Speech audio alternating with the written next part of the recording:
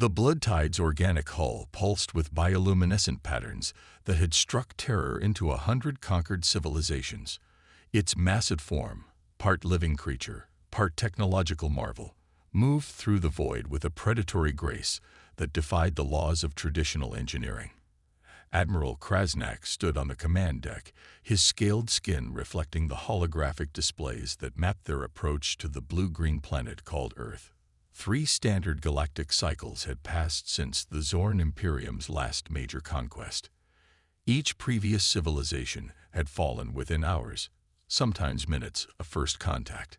Their reputation preceded them across multiple star systems, the ultimate apex predators of the known galaxy, a species that had turned warfare into an art form so perfect that surrender was always the most logical option. Krasnak was a legend even among his own people. His body bore the genetic markers of 12 successful conquest campaigns, each represented by a bioluminescent tattoo that ran from his central thorax to the tip of his muscular tail. His eyes, a combination of organic and cybernetic enhancement, could track multiple targets simultaneously, a feature that had made him the youngest admiral in Zorn military history. Initial planetary scans, Lieutenant Vrex announced, his voice a low, resonant click that vibrated through the ship's biomechanical communication network, show minimal technological resistance. Planetary defense systems appear primitive. Orbital infrastructure is rudimentary at best. The holographic display flickered, showing Earth's minimal satellite network, fragmented communication systems, and what appeared to be laughably outdated weapon platforms. Krasnak's mandibles clicked in what passed for a smile among his species, a sound that meant certain victory. "Prepare standard conquest protocols," he commanded. "We'll establish planetary dominance within 3 solar rotations, minimal resource expenditure, maximum efficiency." But deep beneath the surface of the Earth, in a facility carved into the rocky heart of the Colorado Mountains, a very different preparation was underway. Major Sarah Chen studied the incoming data with a calm that belied the critical nature of their situation. Her prosthetic left hand, a sophisticated piece of technology that was more computer than simple replacement limb, danced across holographic interfaces. Around her, a team that would never have been considered traditional military assembled their own unique defense.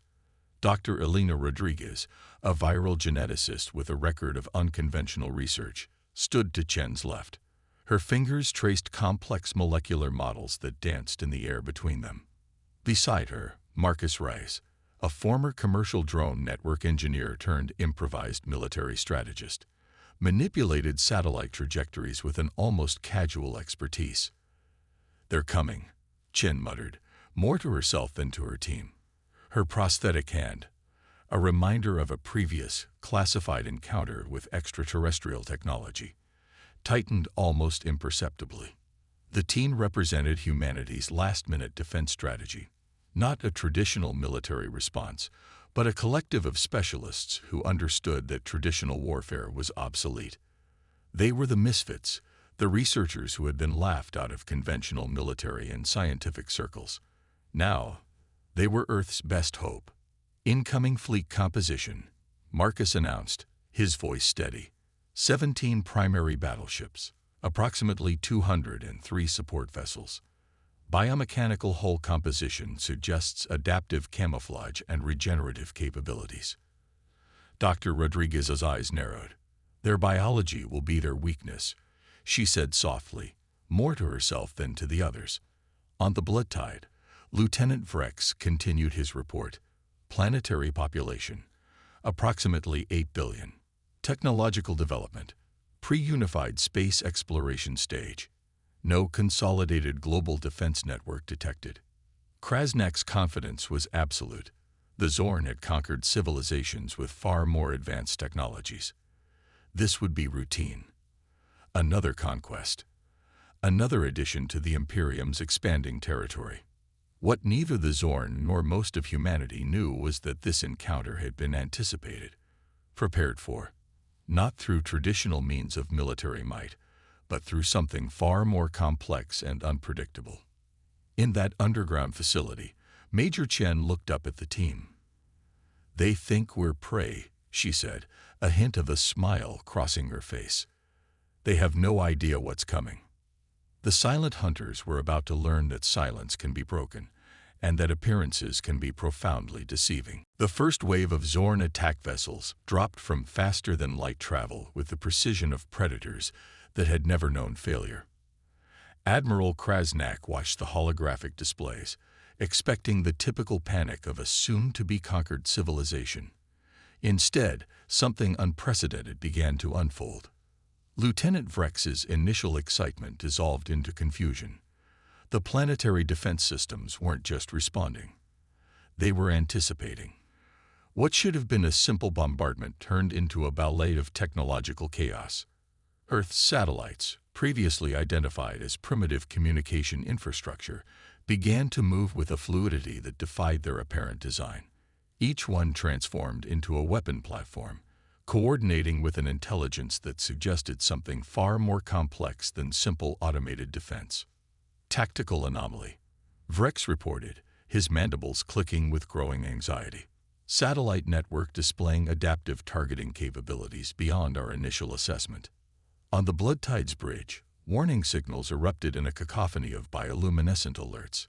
Plasma shields flickered unexpectedly, struck by precision electromagnetic pulses that seemed to understand the exact frequency of their defensive systems.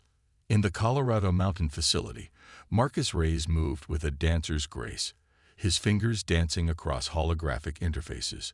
What the Zorn saw as simple communication satellites were now weaponized platforms, each one a node in a global defensive network that had been quietly prepared for years.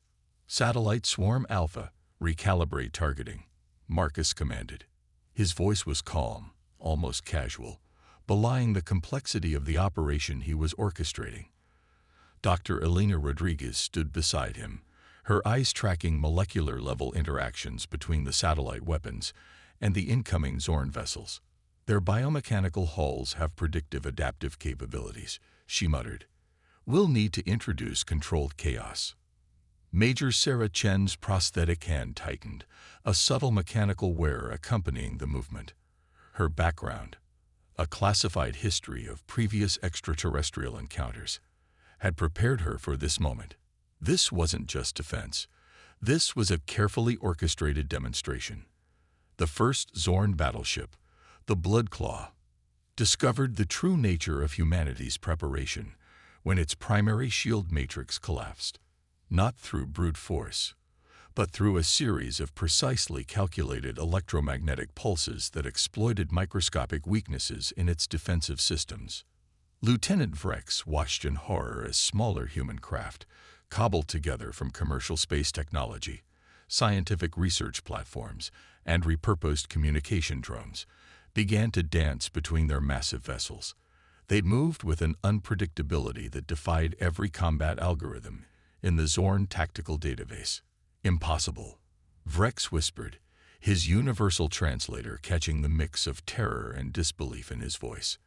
Admiral Krasnak's confidence began to crack. These weren't the movements of a primitive species. These were the calculated strikes of a civilization that understood warfare as a form of complex problem-solving.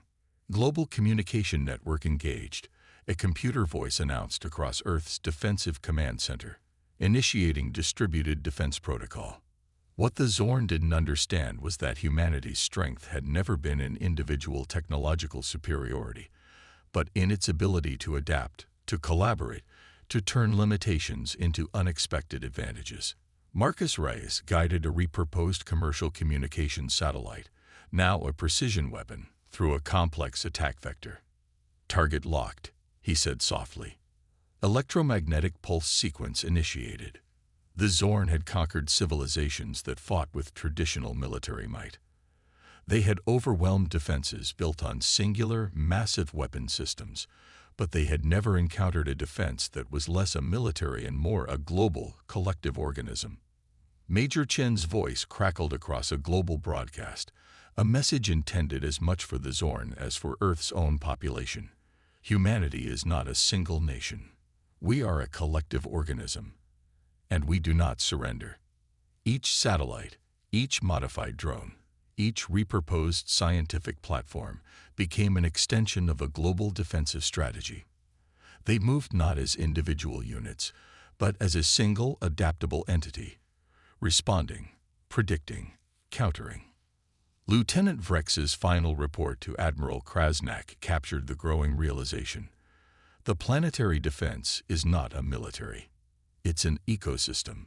The technological ambush had begun, and the Zorn were about to learn that being a predator doesn't always mean being the most dangerous entity in the conflict. The communication channels of the Zorn fleet began to transform from a strategic network into a weapon more insidious than any plasma cannon. What started as routine monitoring quickly became a psychological assault that defied every combat protocol in the Zorn Imperium's millennia-long military history. Lieutenant Vrex watched in growing horror as their communication systems were flooded with Earth's most provocative content. Historical documentaries of human resistance movements played simultaneously across multiple frequencies. World War I footage of small nations standing against seemingly insurmountable odds flickered through their holographic displays. Each transmission was a psychological blade, cutting deeper than any physical weapon. A documentary about the Warsaw Uprising began to play, its grainy black and white images a stark contrast to the Zorn's high-resolution tactical interfaces. Vrex found himself transfixed by the images of human resistance, civilians transforming into fighters, using makeshift weapons, fighting with a ferocity that seemed to defy rational survival instincts. In the underground Colorado facility, Dr. Elena Rodriguez monitored the psychological operation with clinical precision. Cultural content is our most potent weapon, she explained to Major Chen. We're not just defending. We're rewriting their entire psychological framework. Marcus Reyes manipulated communication arrays with surgical precision. Targeted psychological content, he muttered. Each transmission is calibrated to trigger specific emotional responses in their collective neural network. Admiral Krasnak experienced the first true tremors of doubt in his illustrious military career. The human transmissions weren't just information. They were a form of weaponized narrative that attacked the very core of Zorn military philosophy. A documentary about the French resistance during World War II began to play, showing how an occupied population transformed everyday objects into tools of rebellion. Krasnak watched as civilians became fighters, as ordinary people demonstrated extraordinary courage. For the first time, the concept of strength began to look different. We are receiving multiple cultural transmissions, Vrex reported, his voice betraying a hint of confusion. Recommendation protocols are ineffective. The Zorn communication network became a battleground of narrative warfare. Each transmission was carefully designed to exploit the psychological vulnerabilities of a species that had never known true resistance. Documentaries of human endurance, stories of impossible victories, historical accounts of civilizations that refused to break, all became weapons. Dr. Rodriguez understood the deeper strategy. Their military strength has always been based on psychological dominance, she explained to her team. We're attacking that fundamental assumption. One particularly effective transmission showed the story of the miracle of Dunkirk, how a seemingly catastrophic military defeat transformed into a victory of human spirit and collective action. Zorn soldiers found themselves watching scenes of retreat that somehow felt like triumph. The human team had discovered something profound. The Zorn's greatest weakness wasn't technological. It was their inability to comprehend a species that drew strength from adversity. Marcus Reyes tracked the psychological impact in real time. Zorn communication patterns began to fragment. Their once perfect military coordination started to show microscopic failures. Hesitations, momentary confusions, subtle breakdowns in their rigid hierarchical structure. Admiral Krasnak felt something he had never experienced before: doubt. The human transmissions weren't just information. They were a complete challenge to everything the Zorn understood about warfare, about strength, about survival.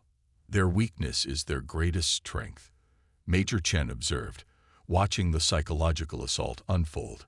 They're turning our expectations against us. The Zorn fleet's communication network became a battlefield of narratives. Each transmission was a psychological weapon, carefully designed to attack the fundamental assumptions of a species that had never known true resistance. A transmission of the Apollo 11 moon landing played across Zorn tactical displays, a testament to human capability that seemed to transcend rational limitation. Scientists and engineers achieving the impossible through collective effort, through a dream that seemed utterly improbable. Lieutenant Vrex found himself transfixed. The human narratives were breaking something fundamental in the Zorn understanding of conflict. This wasn't just defense. This was a complete psychological revolution.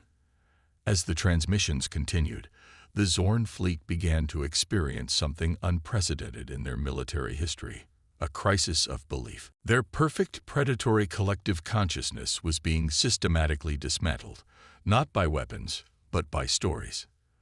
The psychological warfare had begun, and humanity was about to demonstrate that the most powerful weapon is not a cannon, but a narrative that challenges everything you believe about yourself. Dr. Elena Rodriguez's laboratory was a controlled chaos of holographic displays, molecular models dancing in three-dimensional space around her. The walls were lined with containment units housing increasingly complex viral structures, each one a testament to years of unconventional research that had been dismissed by traditional scientific communities. Her fingers traced the intricate molecular pathways of a virus she had been developing for years. Not a weapon of destruction, but something far more nuanced and dangerous. The Zorn's biological makeup was a marvel of evolutionary engineering. Redundant organ systems, rapid healing capabilities, neural networks that allowed for instantaneous collective decision-making. But every system had a weakness. "Marcus," she called to her colleague, "pull up the spectral analysis of the Zorn neural network." The holographic display shifted, revealing a complex lattice of neural connections that looked more like a living circuit board than a biological system. Marcus Reyes studied the display, his background in network engineering proving invaluable. "Their collective consciousness," he muttered, "it's their greatest strength and their most critical vulnerability." The virus Rodriguez had developed wasn't designed to kill. Killing was inefficient. Her creation was far more insidious. A precisely engineered molecular structure that would target the neural pathways controlling the Zorn's legendary coordination and group hunting capabilities. Major Sarah Chen watched the preparations with a calm that belied the critical nature of their strategy. Her prosthetic hand, a sophisticated piece of technology that was part medical device, part quantum computer, ran diagnostic checks on the viral payload. "We're not destroying them," Rodriguez explained, her voice clinical yet passionate. "We're disrupting their fundamental method of existence." In the containment lab, molecular structures began to take shape. Each viral particle was a masterpiece of genetic engineering, capable of penetrating the Zorn's advanced biological defenses, of finding the microscopic weaknesses in their seemingly impenetrable genetic architecture. On the Blitide, a Zorn communications officer began to feel the first subtle effects, a momentary hesitation, a split second of confusion where there should have been absolute certainty. The collective neural network that had been the cornerstone of Zorn military might began to experience microscopic failures. Lieutenant Vrex was the first to notice. "Tactical coordination is experiencing unexpected perturbations," he reported, his mandibles clicking with growing concern. The words were clinical, but the undertone betrayed something closer to fear. Rodriguez's virus was a work of biological art. It didn't destroy. It confused. It introduced controlled chaos into a system that had never known anything but absolute precision. "Think of it like a computer virus," she explained to Chechen and Reyes, "but for a living, thinking biological network. Each viral particle was a precision instrument designed to exploit the tiniest weaknesses in the Zorn's collective consciousness."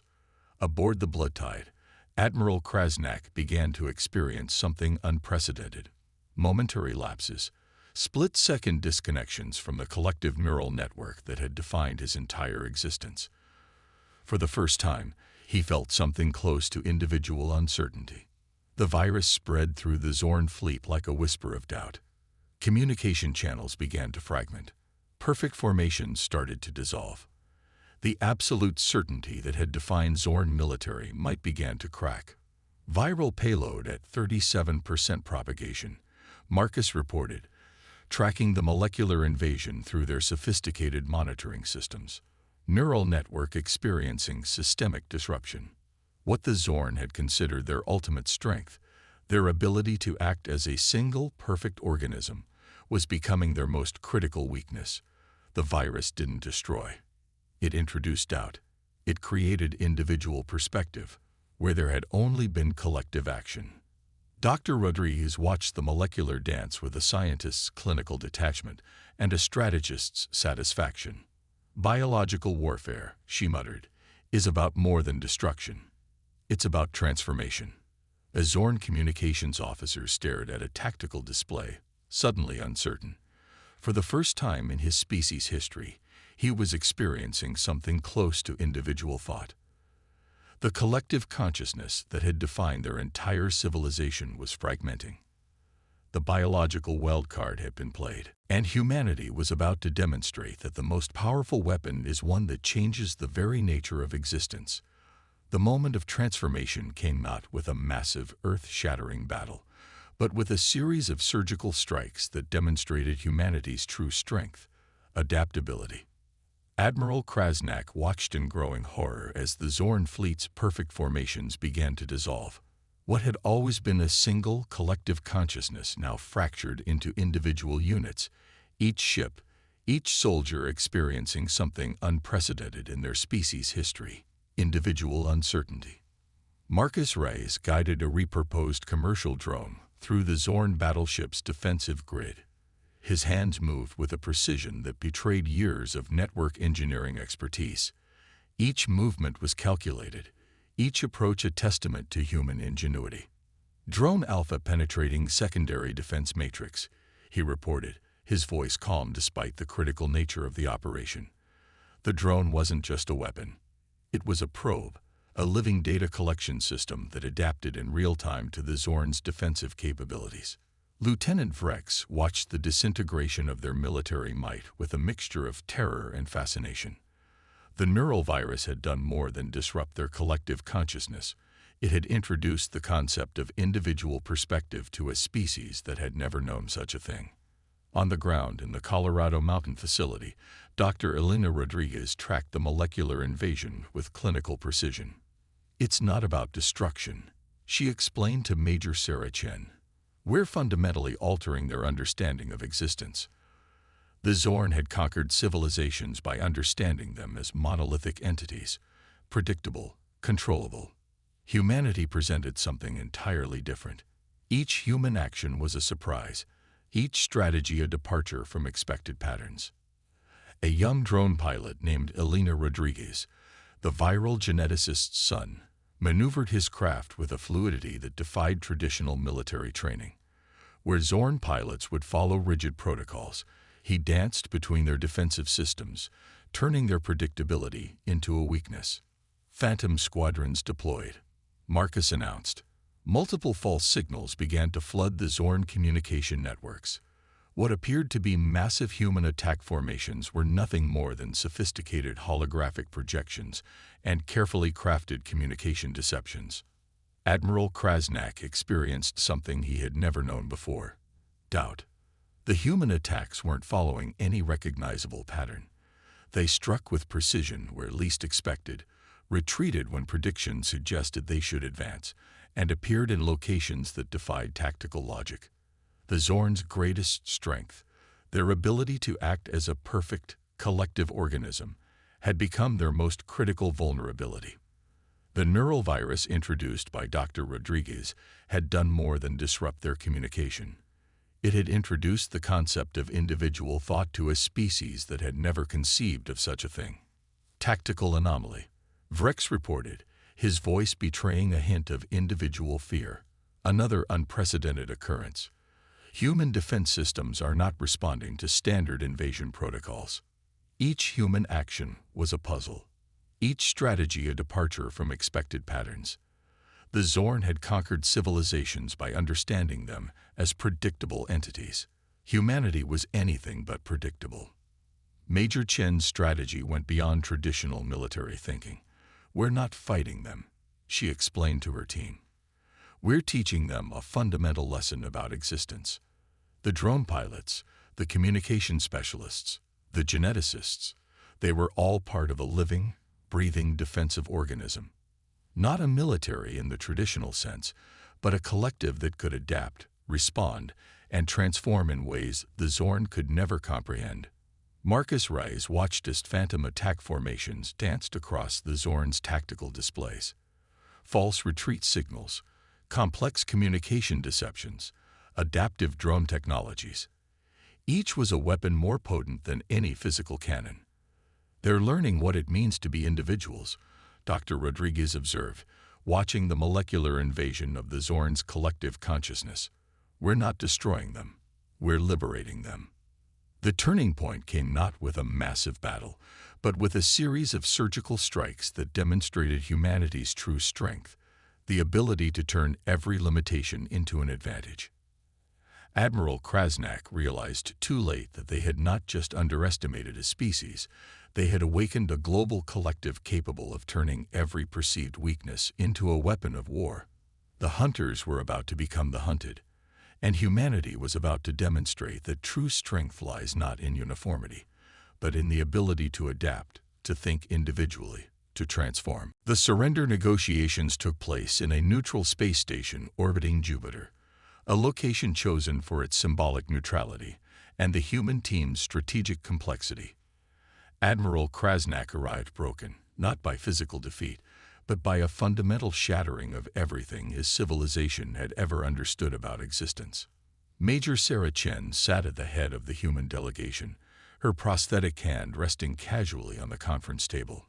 Beside her, Dr. Elena Rodriguez and Marcus Reyes represented the multifaceted approach that had dismantled the Zorn Imperium's military might. Lieutenant Vrex, now a reluctant bridge between two civilizations, watched the proceedings with a mixture of terror and fascination.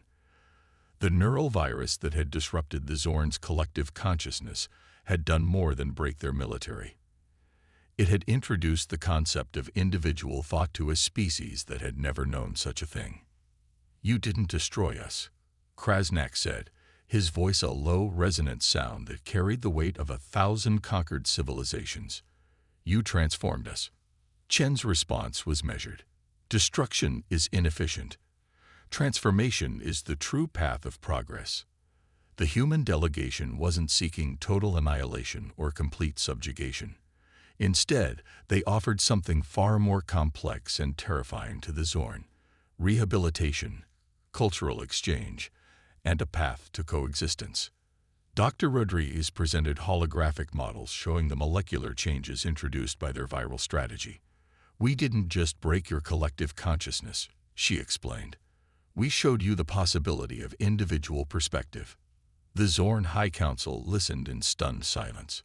These humans had not just defeated them. They had fundamentally challenged everything about their understanding of existence, of strength, of survival. Marcus Reyes demonstrated how their communication networks had been manipulated, not through brute force, but through sophisticated psychological and technological strategies that turned the Zorn's strengths into vulnerabilities. Each presentation was a surgical dissection of the Zorn's military and social philosophy. "Your greatest weakness," Chen explained, "was your inability to understand that strength comes from adaptation, not from rigid collective thinking." The terms of surrender were unlike any in galactic history. Instead of reparations or territorial concessions, the humans proposed a comprehensive cultural and technological exchange program. The Zorn would learn about individual thought, about the strength that comes from diversity, about the power of collaborative innovation that respects individual perspectives. Lieutenant Vrex found himself becoming a key translator, not just of language, but of entire systems of thinking. He was witnessing the birth of a new understanding of existence. "We are offering you a chance to evolve," Major Chen said, her words cutting through millennia of Zorn collective thinking. "Not as a conquered species, but as potential partners in galactic exploration." The holographic displays showed potential collaborative projects, scientific research, cultural exchanges, joint exploration initiatives.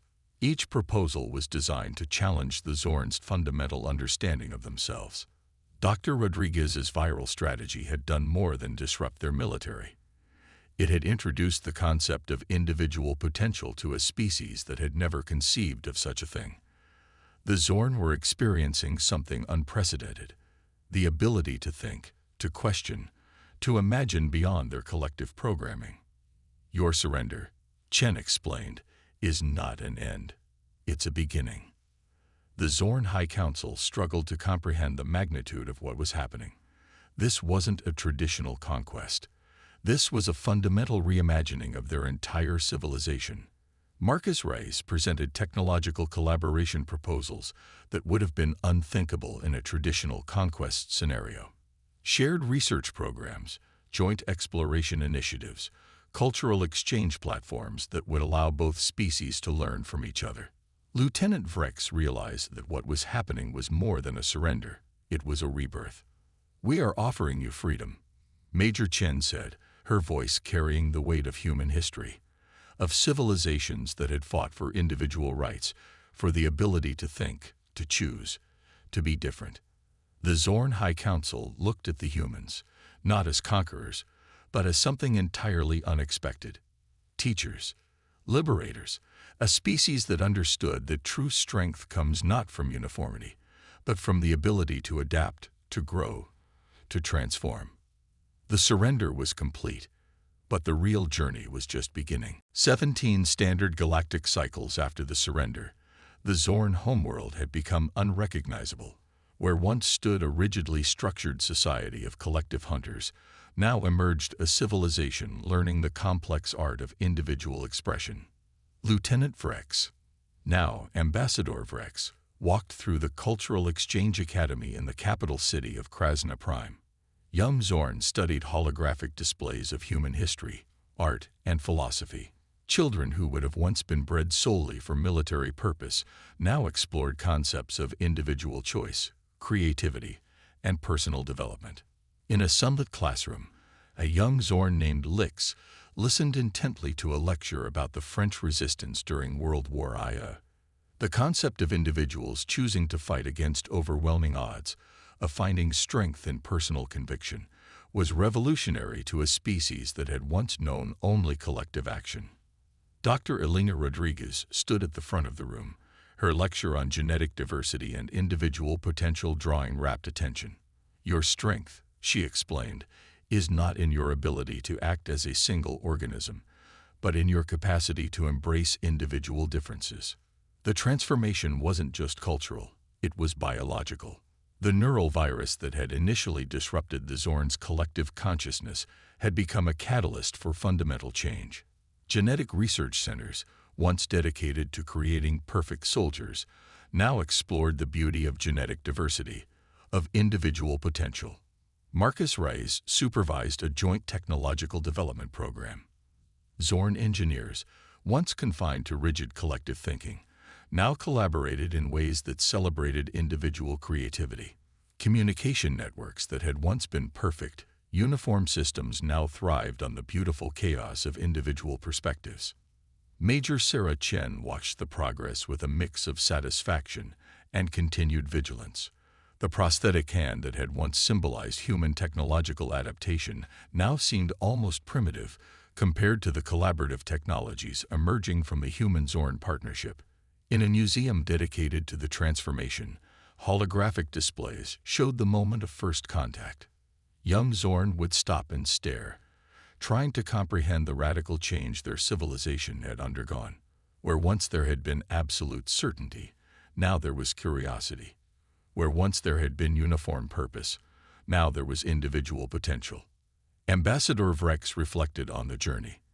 The viral intervention hadn't just changed the Zorn, it had liberated them. Individual Zorn were discovering art, music, personal relationships. Concepts that would have been impossible in their previous collective existence were now celebrated. A group of Zorn children worked on a collaborative art project, something that would have been unthinkable before their encounter with humanity. Each contributed a unique perspective, creating a piece that was beautiful in its complexity and individual expression. The military academies that had once trained perfect soldiers now taught diplomacy, individual critical thinking, and the value of diverse perspectives. Where once there had been uniform training, now there were personalized educational paths that celebrated individual strengths. Dr. Rodriguez's research continued. The viral intervention had been more than a weapon. It had been a key to unlocking the Zorn's true potential.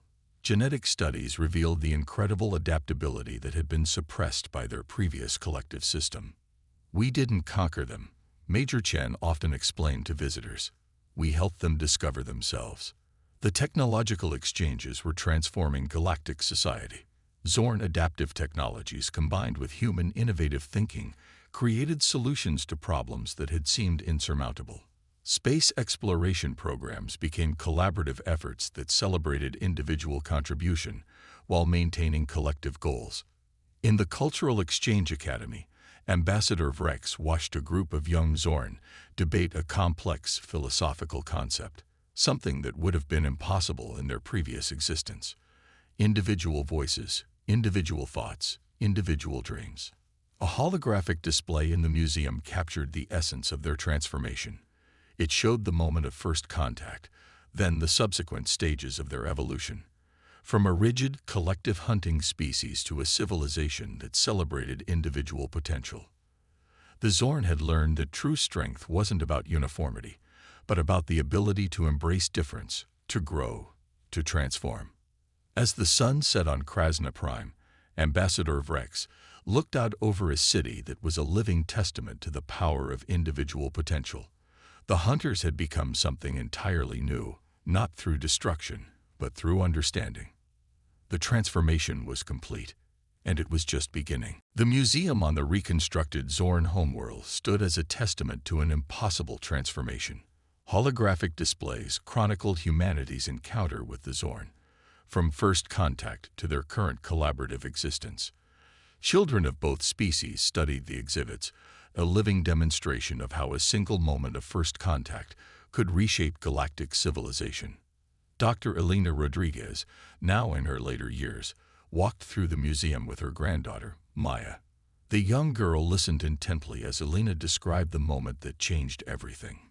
"It wasn't about conquest," Elena explained, her prosthetic hand, now an advanced piece of collaborative human Zorn technology, gesturing to a display showing the first encounter. "It was about understanding." Nearby, Ambassador Vrex guided a group of young diplomats, a mixed team of humans and Zorn, through the historical exhibits. What had once been a rigid military species now produced some of the galaxy's most nuanced diplomatic minds. The galactic community had transformed. Where once there had been isolated civilizations and constant conflict, now there was a collaborative network that celebrated individual potential while maintaining collective goals. The human-Zorn partnership had become a model for interspecies cooperation. Major Sarah Chen, now a senior advisor to the Galactic Collaborative Council, reviewed the latest joint exploration mission reports. Vessels that combined human innovative thinking with Zorn adaptive technologies were pushing the boundaries of known space. Each mission was a testament to the power of diverse perspectives.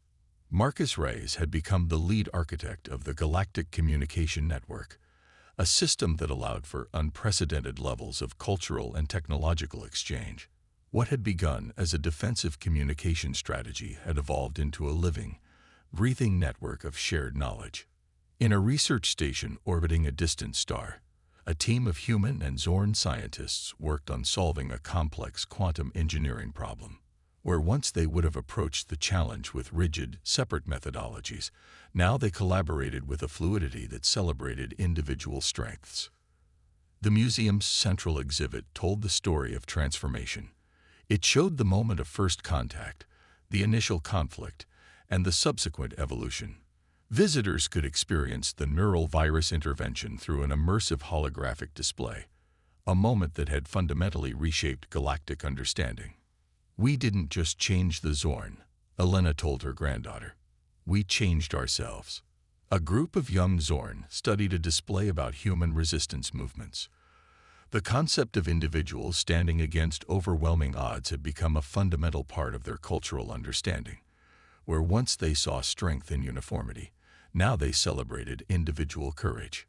Ambassador Rex reflected on the journey.